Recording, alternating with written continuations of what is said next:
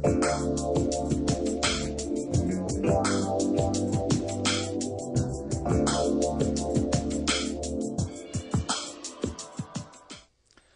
total knee replacement is considered as the most effective orthopedic procedure.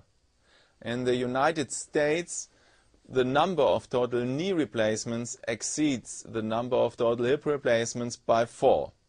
However, in Germany, still more total hips are implanted than total knees. The reason for this unique behavior of German patients is fear. Patients fear that something is excised, and when they think of a total knee replacement, they think of the prosthesis of the 70s, where in fact the knee was replaced by a hinge which was anchored in the tibia and in the femur with long stems. Today's prostheses are completely different. We call this kind of prosthesis surface replacement, because only the worn-out surfaces of the knee are replaced by the artificial parts. I always consider this like a dental crown. We put the crown here on the femur, and you see this is still a normal knee. It relies on the collateral ligaments, on the capsule, on the kneecap, and it behaves with this kind of stability and elasticity like a normal knee. Many patients ask me, how does this kind of prosthesis work in the body? I'm going to show you in an animation. The knee is not only the biggest, but also the most complicated joint of the human body. During walking and jumping, it is loaded with a 7-fold body weight. The most important structure of the knee joint is its cartilage surface. Due to trauma, overload and genetic disorders, the cartilage surface might be damaged. The patient feels that. He feels pain, he feels inflammation, he feels a limitation of the range of motion, and at the end a bad gait pattern.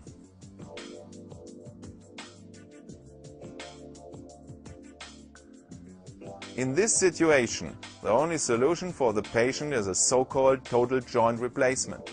Modern total joint replacement does not mean that a total joint is replaced. Only the damaged cartilage surfaces are replaced by an implant.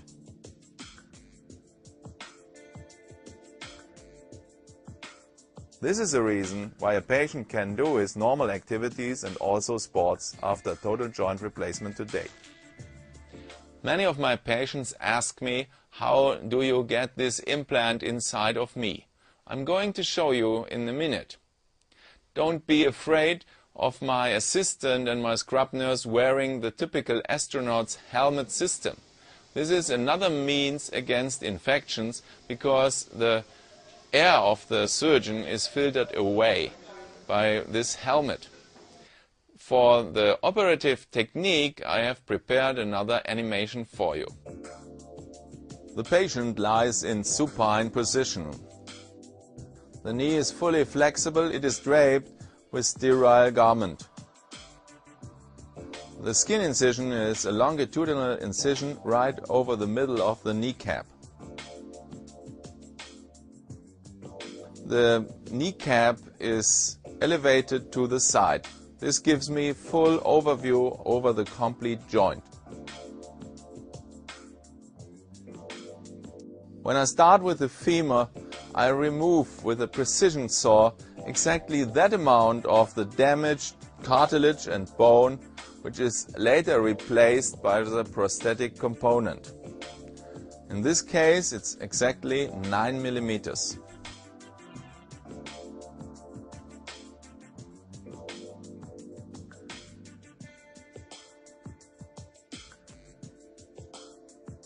The same surgical step is then performed on the tibia. Also here, exactly that amount is taken off the cartilage and bone, which is later replaced by the tibial part of the prosthesis.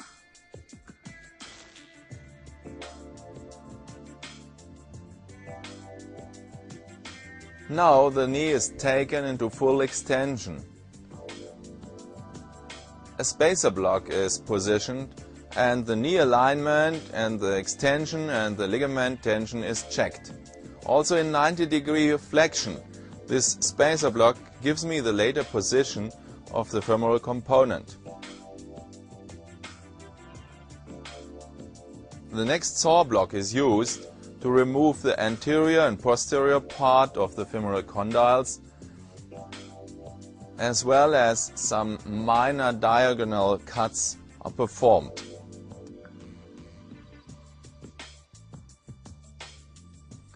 After removal of these bone parts, the femoral side is ready to take the prosthetic device.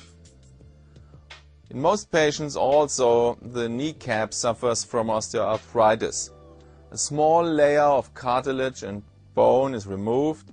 There are 3 anchorage holes drilled into the original bone. The kneecap is covered by a trial implant as well as the femoral component, the tibial component and a trial inlay. The knee is now checked for the range of motion and the stability over this range of motion.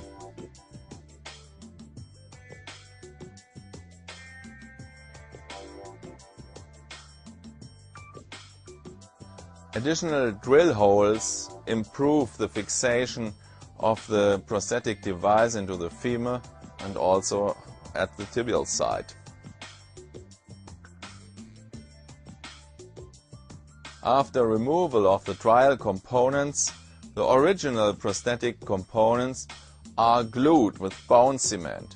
The advantage of bone cement in total knee replacement is that the components are immediately stable and the bone surface are sealed by the bone cement.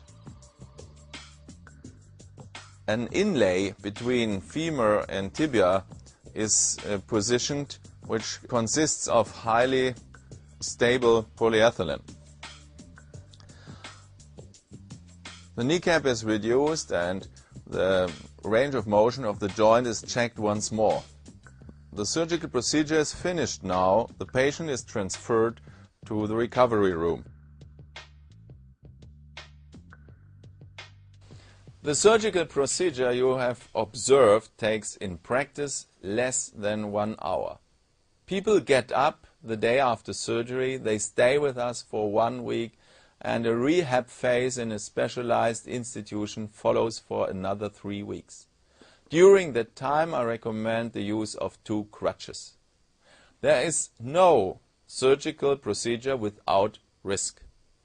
The highest risk in total knee replacement is thromboembolism, 2.7%. The risk of infection in our institution is less than 1%. It's in the per mil range. Many patients ask me, how long will my total knee joint last? Of course, I am not sure. But as a rule of thumb, 70% of the implants should last longer than 25 years. You have seen how a modern type of total knee replacement works. You have seen how the surgical procedure is performed.